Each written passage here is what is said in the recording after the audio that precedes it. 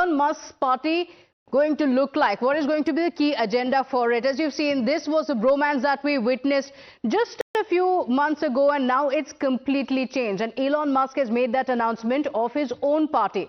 So what is this party going to entail, and what is the agenda going to be for this party?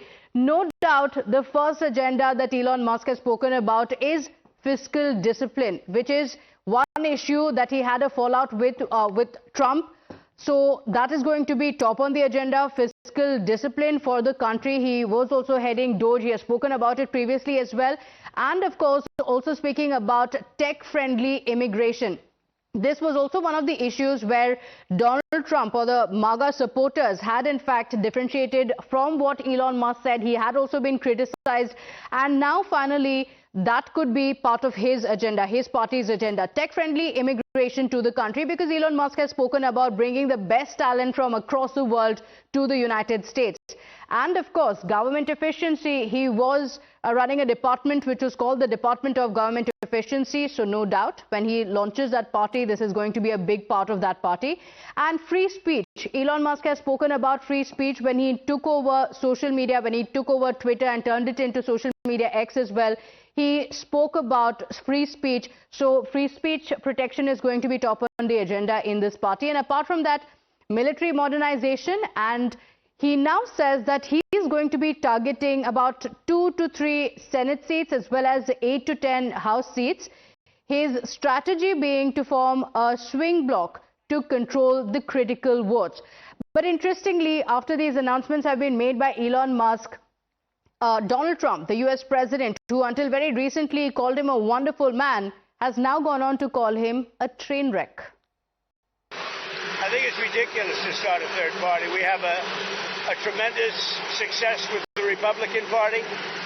The Democrats have lost their way, but it's always been a two-party system.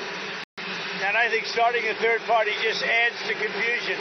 It really seems to have been developed for two parties. Third parties have never worked. So he can have fun with it, but I think it's ridiculous.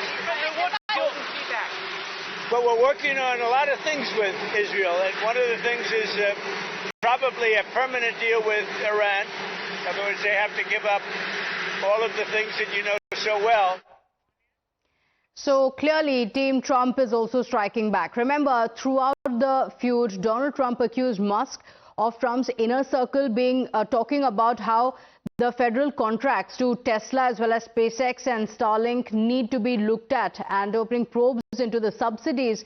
In fact, there has also been a deportation talk. But despite Musk being a naturalized American citizen, Trump allies have quickly formed a new political action committee, and this is in support of Donald Trump, which is specifically designed to support Donald Trump completely.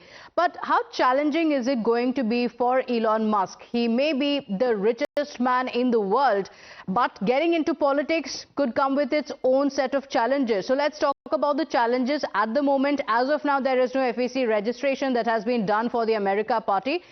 So that's going to be step one for Elon Musk. He has made the announcement on social media, but that's not enough.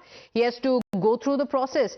And the ballot access laws vary by state in the United States. So it's not a unified law that you're going to see across the United States. Does Elon Musk, who at the moment seems to be a one-man party, can he ensure support in every single state in the United States? Does he have the support base on the ground?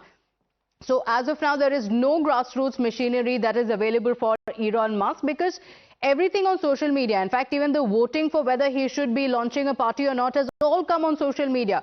Is there actually going to be a ground support for him? Is there actually going to be the going away of the votes from the traditional two parties to his third party? That's going to be one of the biggest challenges. And, even billionaires need ground game, and he may have the money, but does it have the support from the people?